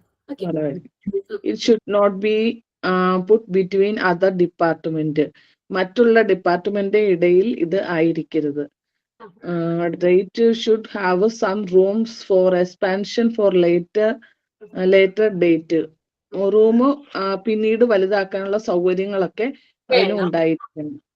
Flexibility, expandability and upgradability required to taken into account of while sitting the department. ഇതെല്ലാം ഇതിൽ ഉൾപ്പെടുത്തിയിരിക്കണം. ഡിപ്പാർട്ട്മെന്റിൽ ഇരിക്കുമ്പോൾ നമ്മൾ ഫ്ലെക്സിബിലിറ്റി, എക്സ്പാൻഡബിലിറ്റി, അപ്ഗ്രേഡബിലിറ്റി ഒക്കെ കണക്കിലെടുക്കേണ്ടതുണ്ട്. Okay, very good. Nitin space physical facilities and space നെസസിറ്റിയിൽ വരുന്ന ഏതൊക്കെയാ? ഫിസിക്കൽ ഫെസിലിറ്റിയിൽ വരുന്ന നിതിൻ രാജൻ.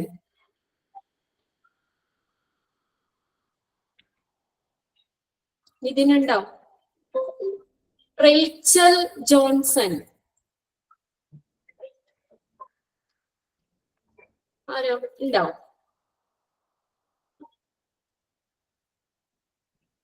ഇല്ല. ജസ്റ്റ് നിങ്ങളൊന്ന് വായിക്കേ. നിങ്ങൾക്ക് ഇപ്പൊ ലാസ്റ്റ് നിങ്ങൾക്ക് വേണ്ടി തന്നേക്കുന്നതാണ് 10 മിനിറ്റ്. അപ്പൊ ഇപ്പൊ എല്ലാവരെയും കൊണ്ടൊന്നും വായിപ്പിക്കാൻ നമുക്ക് പറ്റില്ല. അപ്പൊ ആരെങ്കിലും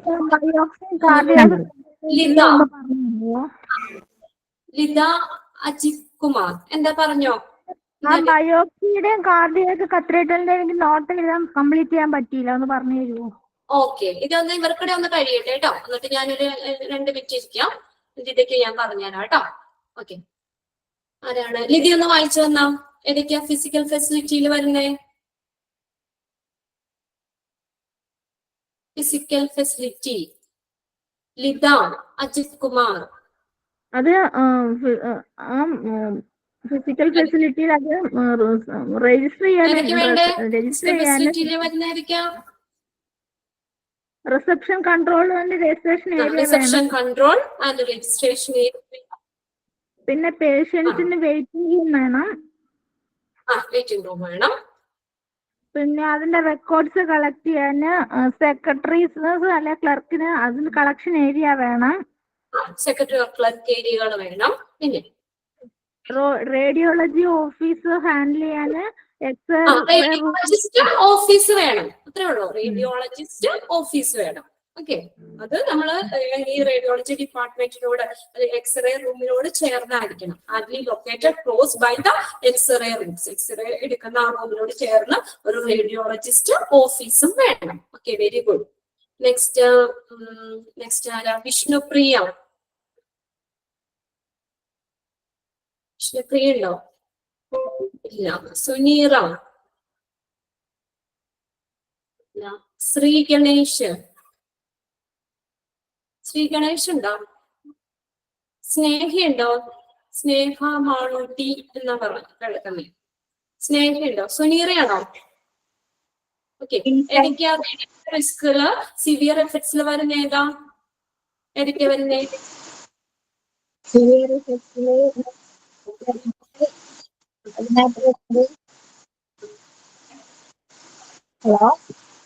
ഹലോ, കേൾക്കുന്നുണ്ട്, പറഞ്ഞോ.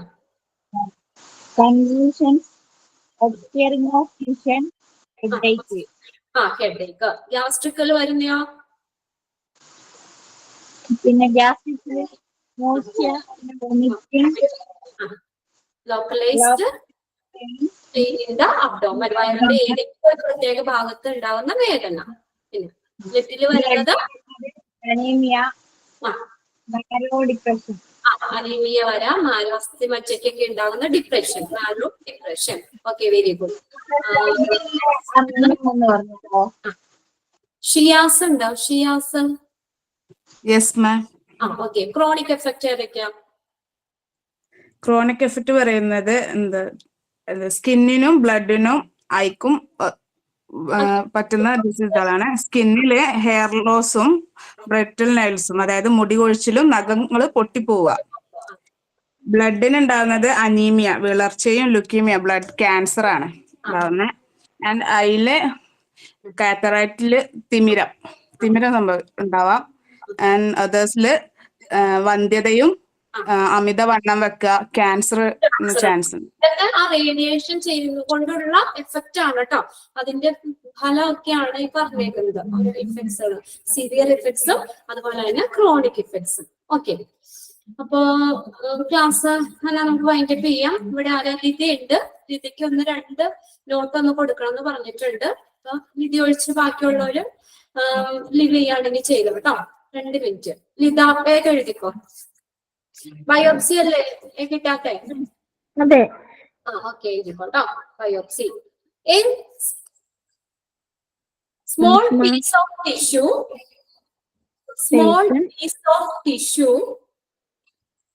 taken from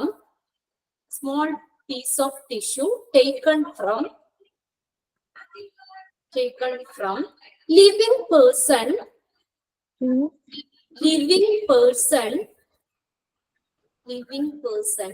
is examined,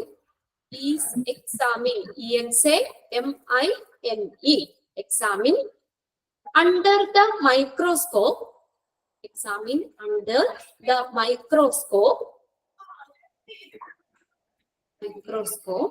to find out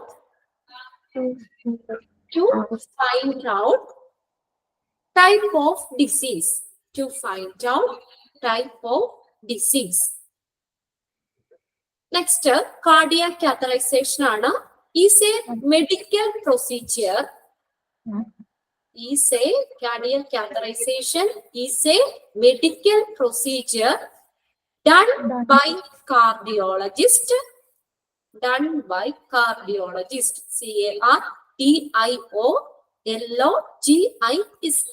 Cardiologist used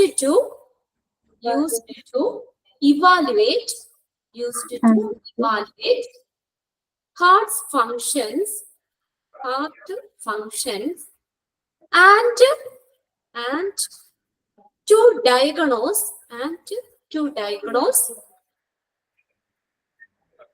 cardiovascular conditions. Okay, ഇനി എന്തെങ്കിലും ഉണ്ടെങ്കിൽ നിങ്ങൾ അടുത്ത ക്ലാസ്സിൽ കയറുന്നതിന് മുന്നേ നിങ്ങളുടെ ഫ്രണ്ട്സും ഒക്കെ ആയിട്ടൊന്ന് കിട്ടാത്തിയുണ്ടെങ്കിൽ ഒന്ന് ഷെയർ ചെയ്ത് ചോദിക്കാം കേട്ടോ. ഓക്കെ, എന്ന ക്ലാസ് വൈൻഡപ്പ് ചെയ്തോട്ടെ. പറഞ്ഞു സുനീറ. പിന്നെ മറ്റേ ഇതിന്റെ മീനിങ് ഒന്ന് പറഞ്ഞുതരോ? ഏതാ? സെറിബ്രലില് വരുന്ന ഐറ്റംസ് ഇല്ലേ, കൺവൂഷൻസ്, ഒബ്സ്ക്യൂറിംഗ് ഓഫ് വിഷൻ, അതിന്റെ 2ന്റെ മീനിങ് ഒന്ന് പറഞ്ഞുതരോ? ഓക്കെ. സെറിബ്രൽ എഫക്ട്സുകൾ അല്ലെ. സെറിബ്രൽ കൺവൽഷൻസ് എന്ന് പറഞ്ഞാൽ വിറയല്, ഷിവറിങ്, വിറയൽ. ഒബ്സ്ക്യൂറിംഗ് ഓഫ് വിഷൻ എന്ന് പറഞ്ഞാൽ കാഴ്ച മറയുന്നത്. ഹെഡേക്ക് അറിയാലോ, തലവേദന. ഓക്കെ.